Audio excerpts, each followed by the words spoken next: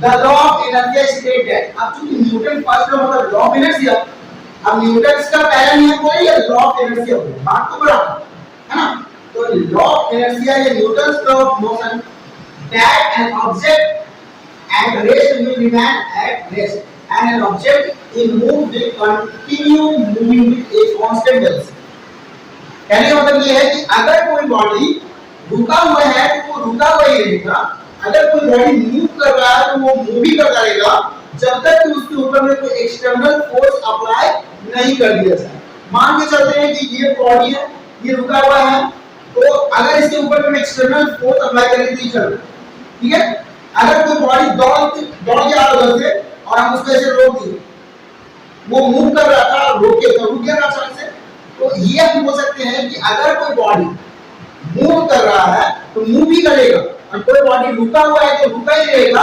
अगर आपको इधर से उधर करना है तो उसके ऊपर में एक्सटर्नल फोर्स लगाना पड़ेगा। ये पहला लोग कहते हैं। एग्जांपल समझते हैं लोग, देखिए ये क्या है, फुटबॉल है, रुका हुआ है, अब इस पे हम लोग एक्सटर्नल फोर्स अप्लाई की, किक मारे और ऑब्वियसली रुका हुआ चीज मोशन में है। अब वो जब मोशन में आएगा, ये क्या हो गया, मोशन में आएगा, ठीक है, रफ्तार में आ गया। अब इस रफ्तार को भी रोकने के लिए हमको कोई ना कोई क्या करना पड़ेगा, फोर्स जारी नेट या कुछ भी, है ना, जिससे वो रुक जाए। तो वो रोकने के लिए, इसका मोशन को रोकने के लिए या इसको मोशन में लाने के लिए जो एक्सटर्नल फोर्स को हम लगाएं, जिसको एक्सटर्नल फोर्स को रोकने के लिए लगाएं, यही तो है न्यूटन का पहला नियम। समझे? इसी को कहते हैं इनर्शिया फोर्स। अब इनर्शिया क्या होता है, हमारे जो इनर्शिया बॉडी इनर्शिया, देखिए जब भी कोई बॉडी अगर मूव करता रहा है ना, जैसे कोई बॉडी मूव कर रहा है तो मूव करता ही रहेगा। फैन चल रहा है ना, पंखा, एग्जांपल के तौर पर समझाते हैं कि अचानक से हम पंखा बंद कर देंगे, फिर भी घूम रहा है, फिर भी घूम रहा है, करंट चला गया फिर भी, दैट इज कॉल्ड इनर्शिया। जिसकी वजह से घूम रहा है उसी को इनर्शिया कहते हैं।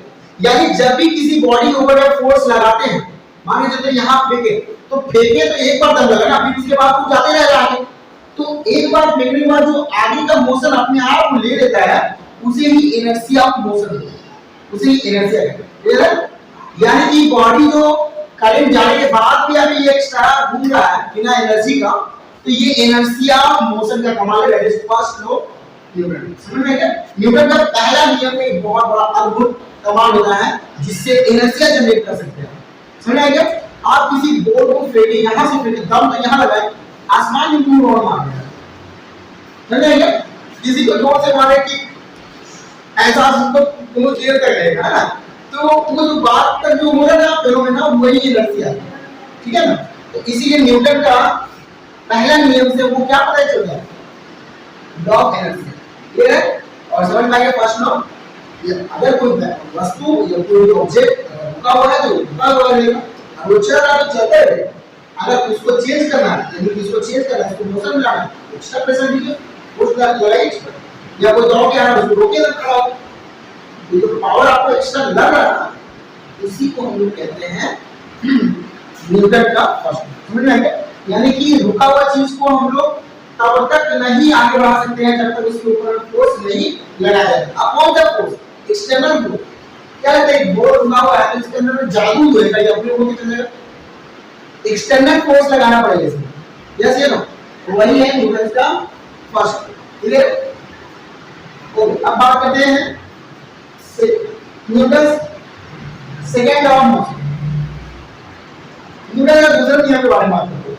दूसरा नियम क्या बोलता है, न्यूटन का सेकंड लॉ बोलता है the force on an object equal to the rate of change of its momentum with respect to time when mass is constant, force equal mass time acceleration, यानी कि F is equal to m।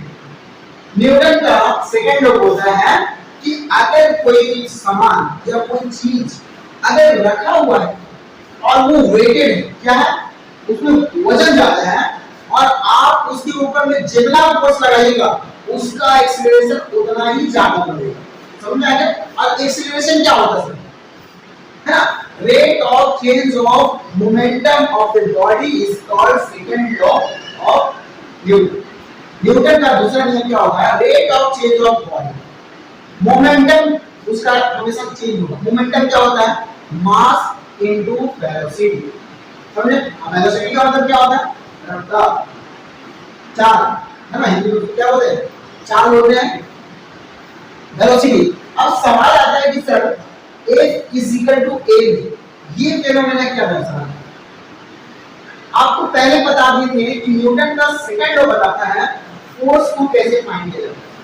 Where F is force and a is acceleration, यहाँ पे a क्या है? Acceleration है, और m जो है वो मास है। अब मास क्या होता है? तो मास किसी बॉडी का जो वेट होता है वही उसका मास कहलाता है। ठीक है? साइन कितना के जीते आप?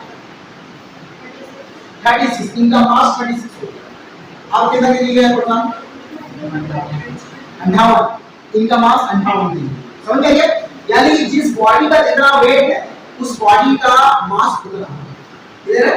मास का मतलब मास, बॉडी में जितना उसका मास है वही उसका मास है। क्लियर है? तो बात करते हैं न्यूटन का सेकंड लॉ में कुछ टर्म है जिसको हमको समझना है।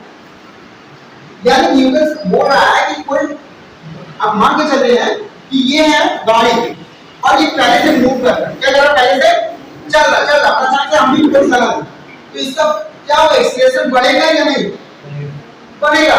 तो F directly proportional to A होता है। मतलब कोई बॉडी अगर मूव कर रहा है और उसके ऊपर आप एक्सटर्नल फोर्स लगाइएगा तो वो बॉडी और रफ्तार से भागेगा। आप दौड़ रहे हैं, सपोज दैट आप दौड़ रहे हैं, ठीक है? अब दौड़ते दौड़ते आपको पीछे से कोई और एलिमेंट खेलने आ गया बॉडी में, चलो तब बताइए हाँ गिर जाएंगे तो। लेकिन अगर यही फेनोमेना अगर गाड़ी के साथ में हो तो ऐसा नहीं हो, गाड़ी और मूव करेगी। देखिए मान के चलते हैं मॉल वगैरह में ऐसा कंडीशन आप देखते हैं कि बेचारे तो ले लिया है गाड़ी, नहीं होता मॉल में, तो अब उसके ऊपर में क्या करना? प्रोडक्ट जो मतलब तो प्रोडक्ट जितना वेट है वही उसका मास हो गया। अब ये क्या हुआ? इसके ऊपर में फोर्स आता है, क्या अप्लाई कर दिया? फोर्स। अब चूंकि पहले तो इसका एक्सप्रेशन एक था, क्या था? एक्सप्रेशन में समझ रहे हैं ना? अब सवाल पहले समझाते कि एक्सप्रेशन होता है। चलिए ध्यान, पहले तो फोर्स बता रहे थे कि फोर्स क्या है। फोर्स द पुश और pull on a object with mass although it could change its velocity. Force is an example external agent capable of changing body's state of rest or motion. Force क्या है? Force किसी body को push या पुल, यानी कि किसी body को ठेलने या खींचने से बॉडी के अंदर जो मोशन होता है उसे ही हम फोर्स कहते हैं। किसी बॉडी को धकेलने से, ये बोलो धकेल दो, ठीक है? या आमतौर पर ठेल देना या खींचना, किसी चीज किसी बॉडी को ठेलने या धकेलने में बॉडी के अंदर जब मोशन आता है यानी बॉडी डिस्प्लेसमेंट करती है, एक जगह से दूसरी जगह आगे पीछे होता है, उसे ही हम लोग फोर्स कहते हैं, उसे ही हम लोग बल बोलते हैं। ठीक है? इसे क्या बोलते हैं? बल। ऐसा ना परेशान कर, इंग्लिश में समझा दो, हिंदी और अंग्रेजी में हम कहते हैं इंग्लिश में, तो कहते हैं ना दोनों समझ में आता है। क्या मतलब ये हुआ कि आप समझ सकते हैं कि फोर्स क्या कर सकते हैं? किसी ऑब्जेक्ट को पुश या पुल करने से उस ऑब्जेक्ट का सिचुएशन यानी एक जगह से दूसरी जगह डिस्प्लेस हो जाए, है ना? मतलब अगर मान के चलते हैं कि अगर ये यहाँ है और इसको हम खींच के पीछे कर दिए, दैट मींस जगह चेंज हो गया, फोर्स लग गया और उसे हम फोर्स कहते हैं। समझ में गया? किसी बॉडी के ऊपर को या पुश करेगा उसको पुल करेगा, खींचेगा ढकेले और उससे उसका अगर सिचुएशन उसका क्या चेंज हो जाए? और मास और इट्स चेंज इज वेलोसिटी, उसका वेलोसिटी चेंज हो जाए। ठीक है? मान लीजिए चलते हैं कि ये है, इसको हम ले ले उधर, क्या उसके अंदर वेलोसिटी जनरेट हुआ? वेलोसिटी मतलब रफ्तार, रफ्तार है। ये जो रफ्तार है वो फोर्स जो है वही फोर्स है, और यही जो हम फोर्स कर रहे हैं जिसको धकेले इसको ही बल कहते हैं। समझ क्या? क्लियर है? अब ऐसा यूनिट क्या होता है? न्यूटन होता है। सीरीज यूनिट क्या होता है? अरे तो इसमें थोड़ा सा अच्छा नहीं दिख रहा, लेकिन आप लोग का पीडीएफ में इधर बहुत क्लियर दिखेगा। ठीक है? पीडीएफ देखिएगा तो मजा आएगा, देख के आपको पढ़ने के अच्छा लगेगा। सीरीज में डायन होता है, एसआई में न्यूटन होता है। याद रखिएगा, कभी-कभी एग्जाम में पूछता है कि बताइए कि फोर्स का ऐसा यूनिट क्या होता है, या कभी कभी बोलता है फोर्स का सीजीएस यूनिट क्या होता है। तो बच्चा लोग कंफ्यूज क्या होता है? सीजीएस यूनिट बोलता है उसको भी न्यूटन कर देते हैं, और एसआई में होता है तो भी न्यूटन का ध्यान रखिए। सीजीएस में टाइम होता है, समझ आएगा। और एसआई इंटरनेशनल सिस्टम बोलते हैं, क्या बोलते हैं? International system. और ये लोकल सिस्टम, क्या है? लोकल सिस्टम में टाइम कहते हैं और इंटरनेशनल में न्यूटन, ठीक है। यानी कि पूरा वर्ल्ड न्यूटन को मानता है और कुछ कुछ कंट्री में टाइम का यूज करते हैं, समझ आएगा। मेजरमेंट, फोर्स का मेजरमेंट, ठीक है। यूनिट का मतलब क्या होता है? इकाई। और यूनिट कब का होता है? मेजरमेंट करने का। फोर्स को किसमें मेजरमेंट किया जाता है? न्यूटन में, ठीक है। ओके, बात करते हैं। 1 न्यूटन बराबर 10 की पावर 7 डायमीटर, क्या होता है? 1 न्यूटन। आपको पता है कि 1 न्यूटन बराबर कितना होता है? 10 की पावर 7 डायमीटर। याद रखिएगा, ये रिलेशन भी आता है कभी। हां, what is the relation between Newton and डायन? डायन और न्यूटन में क्या रिलेशन है? तो 1 न्यूटन इज इक्वल टू 10 की पावर 7 डायमीटर, क्लियर है? ओके, हाँ 2 न्यूटन बोलिएगा, रोल कर दीजिए उसको। हाँ 10 की पावर 14 कर दीजिए। हाँ क्लियर है? ओके, अब बात करते हैं हम लोग एक्सीलरेशन क्या होता है। अभी बात पर एक्सीलरेशन का नाम लेते हैं। सर ये क्या है? ये क्या है? एक्सीलरेशन क्या है? अब एक्सीलरेशन याद रखें, स्पीड के नाम सुने आपको? स्पीड का बढ़ना या घटना को ही हम लोग एक्सीलरेशन कहते हैं, समझेंगे। और एक्सीलरेशन refers to accelerator, धूम धूम, पढ़ेंगे ना? तो